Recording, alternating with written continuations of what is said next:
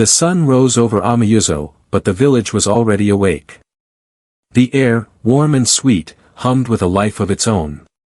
It carried the rich, spicy scent of goat meat stewing in great pots over crackling fires, the earthy aroma of jollof rice, and the sharp, pleasant tang of palm wine. But more than the smells, it was the sounds that announced the celebration. The deep, thunderous beat of the gem drums seemed to echo the very heartbeat of the village, while the talking drums, with their clever, chattering rhythms, wove a story of the coming joy. Children, their laughter like ringing bells, chased each other through the paths, weaving between the legs of women who shook their hips to the music as they worked, their movements as natural as breathing. Brightly colored fabrics, hung out to air, fluttered in the gentle breeze like flags announcing a great festival. The whole of Amayuzo was buzzing, preparing for a week of festivities that would crown in the marriage of their beloved Adana. And where was Adana?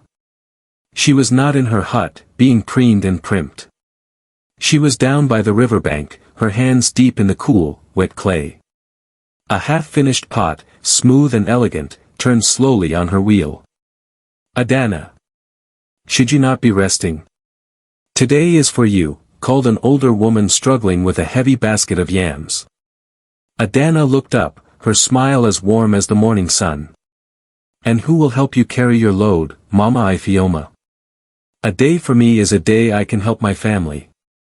She wiped her hands clean on her wrapper and hurried over, easily lifting one end of the basket. Besides, the clay soothes me. It reminds me to be humble and flexible. This was Adana.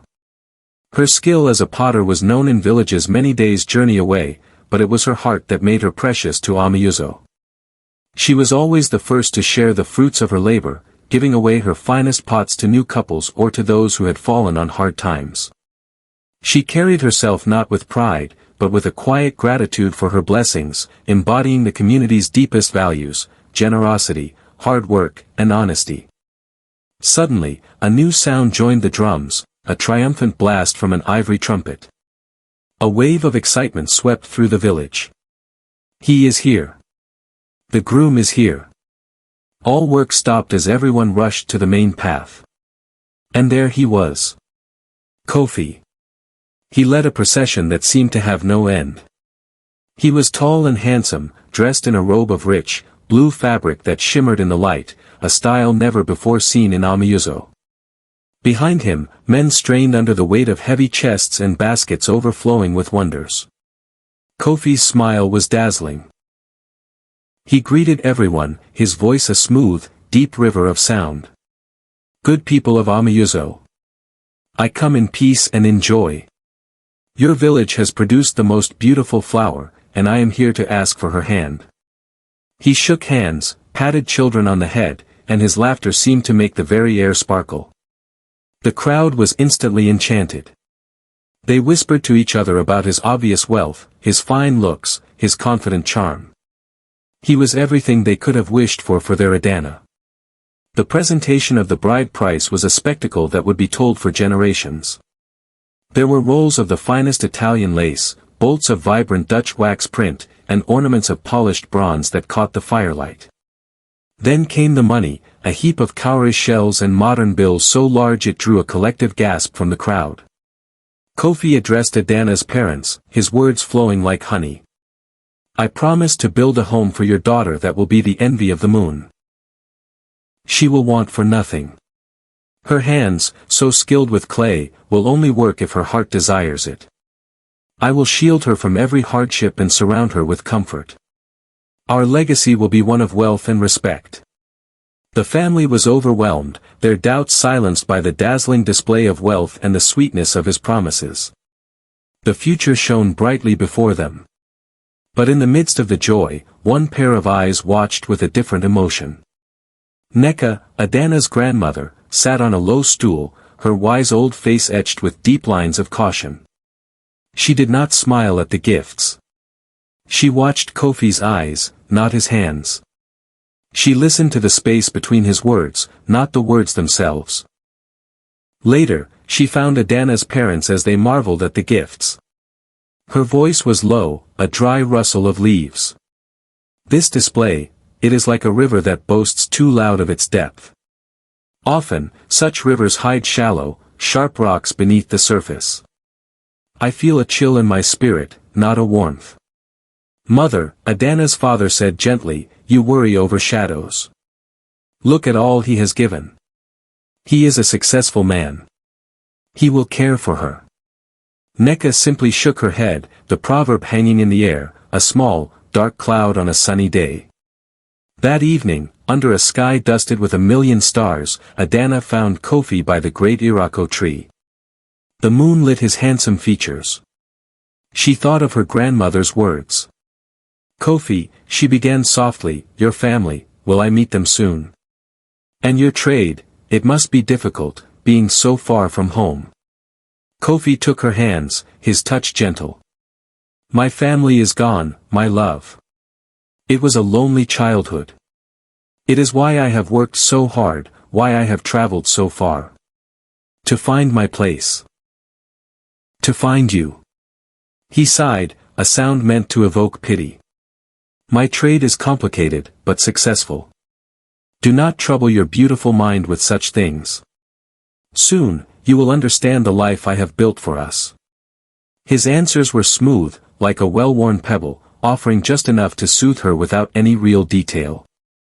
His charm washed away her slight unease, replacing it with affection. The village, meanwhile, was a chorus of opinions. Most were loud in their support. Did you see the cloth? Adana is so lucky. What a fortunate match for our village, they gossiped. But a few of the very old elders, those who had seen many monsoons, did not join the celebration. They sat together, sipping palm wine, and exchanged quiet, thoughtful glances. They remembered Neka's words. They remembered that not all that glitters is gold. Later, alone in her hut, Adana looked at the sleeping form of her grandmother. Neka's face, even in sleep, was pinched with worry. Then Adana looked outside, where Kofi was laughing with some of the young men, the picture of generosity and promise. Her heart swelled. She loved him. She chose to believe in the beautiful dream he offered. She chose to dismiss the whispers of the old world, chalking them up to the fears of a different time. She turned away from her grandmother and towards the dazzling future, her heart full of hope, blind to the truth that was waiting in the shadows. The wedding day in Amayuzo was a burst of color and sound that would be remembered for ages. Adana, dressed in a magnificent robe of deep indigo and gold, woven by the village's most skilled hands, looked like a queen from an ancient story. Kofi stood beside her, resplendent in a rich, imported garment that shimmered, making him seem like a king from a far-off land. The air itself throbbed with the beat of the drums and the joyful cries of the people. They showered the couple with blessings and gifts of palm wine and kola nuts. When it was time for his vows, Kofi's voice boomed across the gathering, filled with grand words. I will build you a palace that touches the clouds, he promised Adana. Your days will be filled with ease, and your name will be spoken with respect in every market. The crowd roared its approval, swept away by the beautiful fantasy.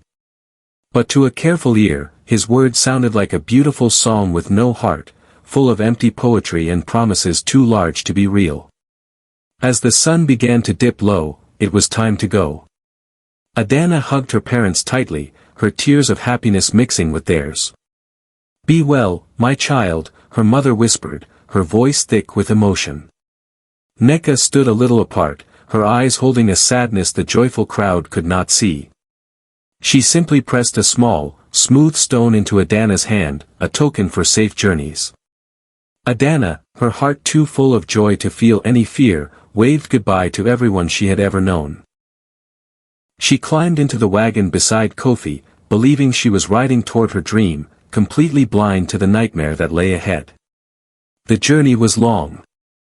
At first, the land was familiar and friendly, lush green fields, tall, whispering trees, and the life-giving scent of the great river. But with each passing hour, the world outside began to change. The vibrant green slowly faded, replaced by a dusty, pale yellow. The tall trees grew scarce, replaced by tough, thorny bushes that clung to the dry earth. The air, once moist and cool, became hot and dry, carrying the taste of dust. It was as if the very land was telling a story of its own, a story of life slowly fading into hardship and barrenness. Kofi changed with the landscape. The charming, talkative man from the wedding began to vanish. He stopped pointing out interesting sights. He stopped asking Adana about her life. When she tried to speak, to break the growing silence with a question about his village, his answers were short and sharp. Will it be much farther? No. The land is so different here. Is it good for farming? It is enough. His smiles were gone, replaced by a distant, impatient frown. The first cold knot of doubt tightened in Adana's stomach. Who was this silent, brooding man beside her? When the wagon finally creaked to a stop, Adana's heart sank into her feet. They were not at a grand compound. They were on the lonely outskirts of a small, quiet village. Before them stood a simple, mud-walled hut with a grass roof. It was small, isolated, and looked as tired as the land around it. Kofi? Adana asked, her voice barely a whisper. Where is our home? He waved a hand dismissively at the hut. This is nothing. Just temporary. A place to sleep while our real home, a proper chief's compound, is being built. My wealth is not for showing off to every passerby. He jumped down and started unloading their things, not offering her a hand. His lie was smooth, but it could not hide the shocking truth of the lonely hut. Inside, the hut was dark and held only the bare essentials, a sleeping mat, a small fire pit, a few pots. There was no sign of the wealth he had always boasted about. I am hungry, Kofi announced, his voice now a command, not a request. Make food. The journey was long. Adana, taught to be a good wife, moved to obey, her hands shaking slightly. But as she worked, he watched her with a critical eye. Be faster. Are you always so slow? He snapped. There was no kindness in his voice, no tenderness. The man who had promised her a life of ease was now ordering her about like a servant. The beautiful illusion of partnership shattered into 1,000 pieces. After the meager meal, Kofi brought out a plain, ordinary gourd, the kind used by the poorest families for fetching water. He thrust it into her hands. This is what you will use. Only this. The stream is that way. Fetching water was hard, daily work, a task never meant for the wife of a wealthy trader. Then, his eyes grew dark and serious. He pointed to a heavy, carved chest in the corner, sealed with a strong iron lock. That chest is for my business. It is not for your eyes. Never. You understand? Never look inside. The strange, stern warning hung in the air, making the humble hut feel like a prison. The next day, Adana saw a woman from the nearby village walking nearby. Hoping for a friendly face, she raised her hand to greet her. But Kofi saw her. He stormed out, his face angry. What are you doing? He hissed, pulling her arm roughly. You will not gossip with these people. They are not your concern. Your concern is here. With me. He led her back inside, closing the door. Any hope of friendship or comfort from the outside world was cut off. The walls of the hut, and of Kofi's rules, closed in around her, deepening her lonely fear. As evening fell on that first day, a glint of something in the dim corner of the hut caught Adana's eye. She moved closer and her breath caught in her throat. It was a small family shrine to Ani, the earth goddess. But it was covered in a thick blanket of dust and cobwebs. The offering bowl was dry and empty. In their tradition, neglecting the ancestors and the gods was one of the deepest signs of dishonor. It showed a rotten character. This silent, dusty shrine told her more about Kofi's true self than all of his lies ever had. That night, as they prepared to sleep, Adana watched Kofi. His eyes kept darting to the locked chest. He walked over to it, not once, but 3 times, nervously pulling on the heavy lock to make sure it was secure. His anxiety was a clear, silent scream. He was afraid of what was inside. And in that moment, Adana knew her grandmother had been right. The truth, whatever terrible form it took, was locked inside that box. She waited. She waited until Kofi's breathing became the deep, regular rhythm of sleep. Then, with a heart pounding so loud she was sure it would wake him, she moved. Her hands trembled as she pulled a hairpin from her braids. The metal felt cold in her hand. The only sound in the dark hut was the shaky scrape of metal against metal as she worked it into the lock. Each tiny sound echoed like a thunderclap in the fearful silence. After what felt like a lifetime, there was a soft, final click. The lock sprung open. Adana took a deep, shaky breath and slowly lifted the heavy lid. The inside of the chest smelled of old paper and something bitter. There was no gold. No jewels. Instead, her eyes fell first on a small, terrifying figure. It was Nkisi, a power charm, crudely carved and wrapped in dark, rough thread and stained with dark patches. It was a charm for trickery and deceit. Beneath it, piled high, were stacks of papers. She picked one up. It was covered in harsh, angry writing. I owe you. Debt. Final warning. They were all debt notes, promises to pay back money to dangerous-sounding men. The amounts were huge. This was the source of his wealth. It was all borrowed. His entire life was a lie. He had married her not for love, but for her strong hands, to enslave her in a life of hard labor to pay off the debts he had created. On her wedding night, the man she thought she married vanished, replaced by a terrifying stranger. A silent scream caught in Adana's throat.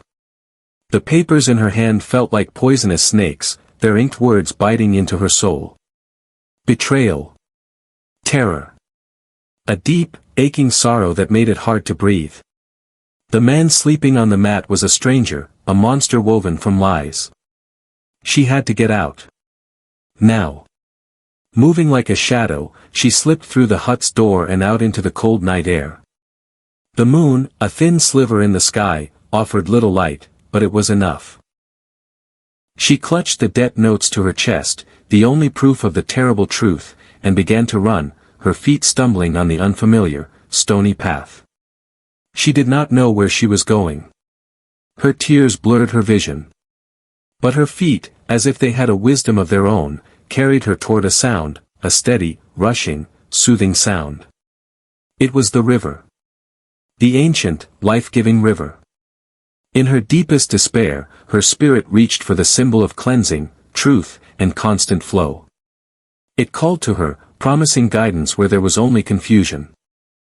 Back in the hut, Kofi stirred. His hand slid sleepily across the floor to touch the chest, a nervous habit. His fingers felt the open lock. His eyes flew open.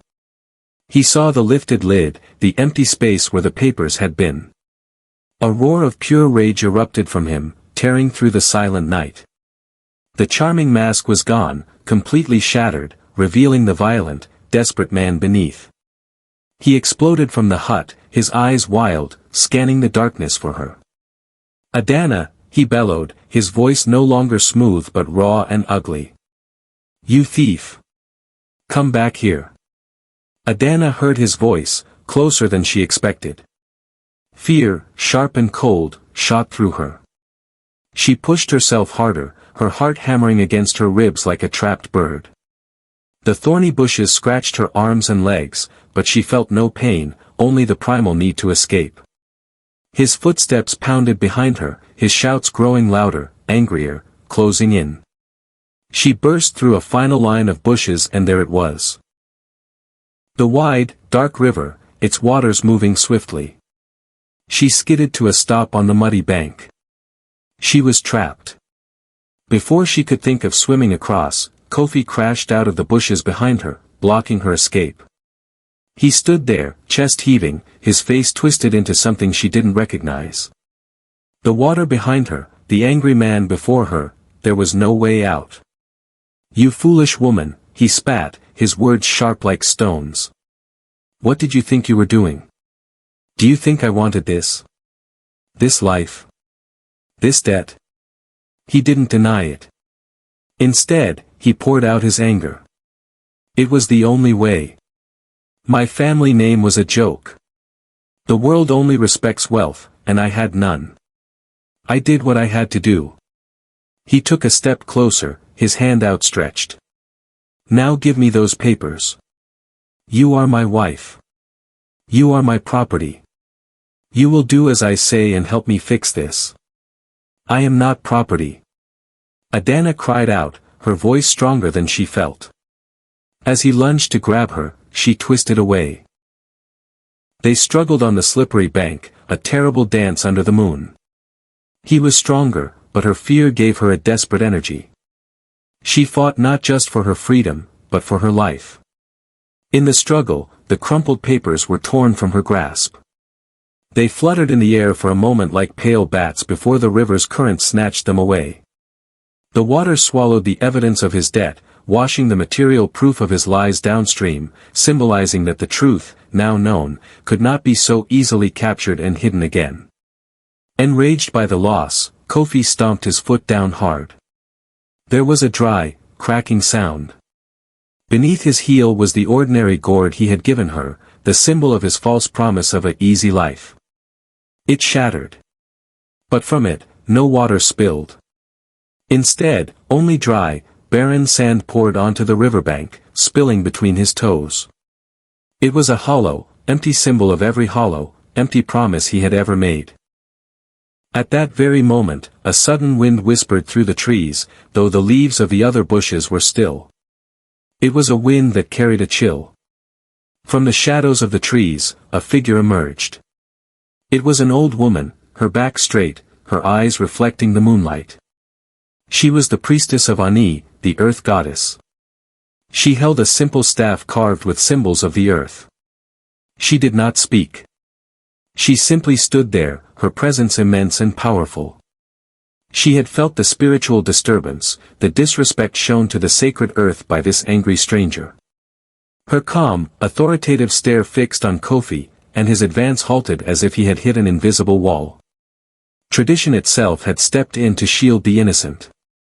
The first light of dawn found them under the great council tree, its branches stretching wide like arms offering wisdom. The village elders, their faces grave and lined with experience, sat in a circle. The priestess of Ani stood tall, her presence a calm anchor in the storm. Before them, Adana stood, her back straight even in her exhaustion. Beside her, Kofi hung his head, all his pride and anger drained away, leaving only a sullen shame. "Elders of this village," the priestess began, her voice clear and strong. "The earth has witnessed a great disturbance. A wrong has been done under the moon. Now, under the sun, we must seek the truth." She turned to Adana. "Daughter, speak. Let your words be clear as water." Adana took a deep breath. She looked not at the elders, but at the distant horizon, and she told her story. Her voice was steady, though it sometimes wavered with emotion. She spoke of the grand promises, the lonely journey, the shocking hut, the harsh commands, and the terrible discovery in the chest. She held nothing back. As she spoke, the elders listened, their expressions shifting from curiosity to deep concern, and finally, to a stern disappointment aimed at Kofi. When she finished, the eldest of the council, a man with hair as white as cotton, spoke. "Kofi, son of a forgotten name, you have brought shame upon yourself. You tried to build a house on the sand of lies, and it has crumbled. You have disrespected the sacred bond of marriage, this community, and the ancestors with your deceit." He paused, letting the weight of his words settle. "Our judgment is this: you will work. You will toil with your own hands, beside the people you sought to deceive, to repay every debt you owe. There will be no fine robes, no sweet words. Only honest sweat for your dishonest deeds. This is your path to redemption, if you can walk it." Then, the elder's voice softened as he turned to Adana. Child, you have suffered a great betrayal. You have a home here, for as long as you wish it. We offer you our protection and our kinship." Adana looked at their kind, expectant faces. She thought of her own family, her village, the river of her home. "Thank you," she said, her voice filled with gratitude. "Your kindness is a balm to my spirit. But my home is Amayuzo. My path leads me back. I must return." The journey back was long, but the landscape did not frighten her this time. She walked with a new purpose. The dry earth seemed to tell a story of resilience. The sun on her back felt like a warm hand guiding her home. With each step, the weight of her fear lessened, replaced by a hard-won strength. She was no longer a victim fleeing, she was a survivor returning. When she walked into Amayuzo, a hush fell over the village. People stopped their work, their faces showing shock and confusion. They saw a woman who had left in a blaze of glory, returning alone and dressed in simple clothes. But they did not see shame on Adana's face. They saw a quiet dignity, a new depth in her eyes.